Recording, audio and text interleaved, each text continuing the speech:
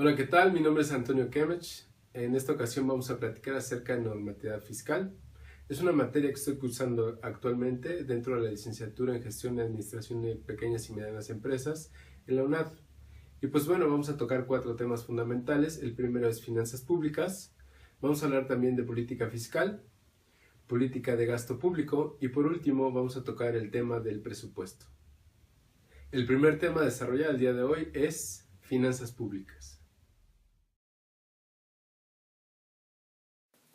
Las finanzas públicas se le llama al estudio sobre cómo se manejan los recursos financieros del Estado. Esto involucra cómo el gobierno distribuye el gasto público y cómo obtiene recursos a través de los impuestos. Más en específico, son las finanzas públicas las que estudian y proponen herramientas para regular los ingresos públicos, el gasto público, los préstamos del gobierno, tanto internos como externos, y las tarifas de bienes y servicios de determinados productos. Las finanzas públicas se ejercen a través de políticas fiscales del Estado. En ellas se indican qué impuestos existen, quiénes deben de pagarlos, a qué monto ascienden, entre otros detalles sobre los gravámenes. Y también se hace una definición de cómo se distribuirá el presupuesto con el que se dispone. Se dice que si los ingresos del Estado son mayores que el gasto público, existe un superávit. Este dinero se puede ahorrar o invertir en proyectos. Por otro lado, cuando el gasto público supera el nivel de ingresos, existe un déficit público, y en estos casos se deberá solicitar préstamos en caso de querer completar los proyectos planeados.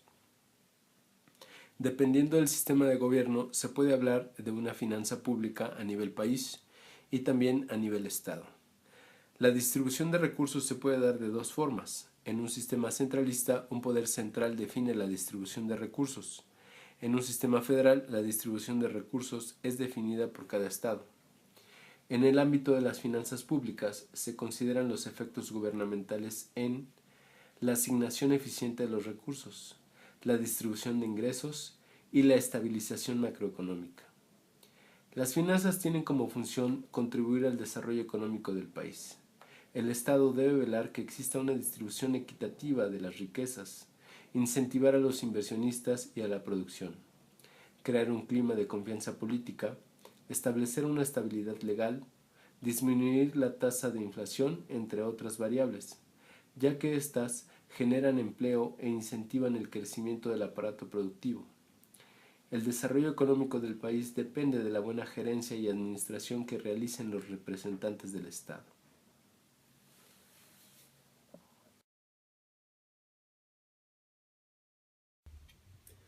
Enseguida vamos a hablar acerca de política fiscal.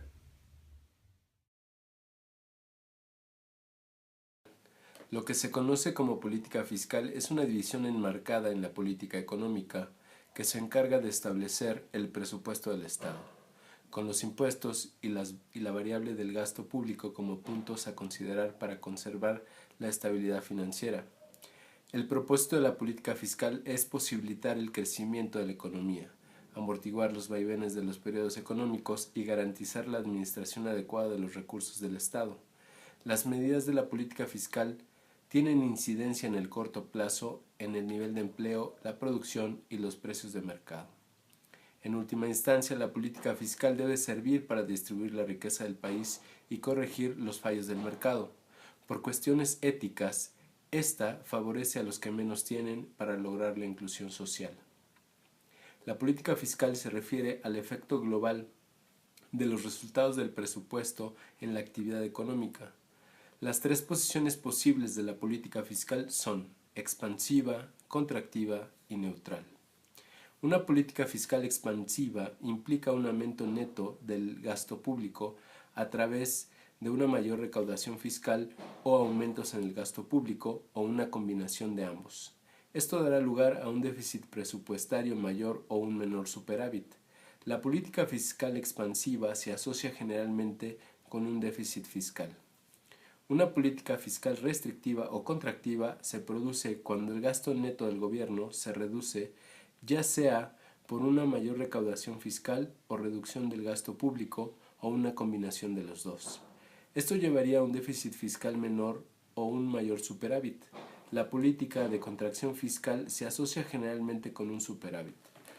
Una postura neutral de la política fiscal implica un presupuesto equilibrado en el gasto público y los ingresos fiscales. El gasto gubernamental es financiado íntegramente por los ingresos fiscales y en general los resultados del presupuesto tienen un efecto neutro en el nivel de actividad económica. A continuación vamos a hablar de política de gasto público. ¿Para qué sirve el gasto público? El gasto público permite que el gobierno federal proporcione a los mexicanos servicios públicos como educación y salud, realice obras públicas como carreteras y puentes, y proporcione servicios básicos como agua y electricidad. También hace posible la operación de programas sociales de combate a la pobreza, de seguridad pública, de desarrollo económico y la transferencia de recursos a los gobiernos estatales y municipales.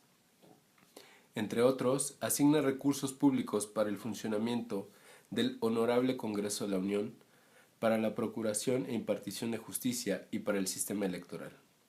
Así pues, sin el gasto público sería imposible garantizar los servicios públicos necesarios para un buen funcionamiento del país.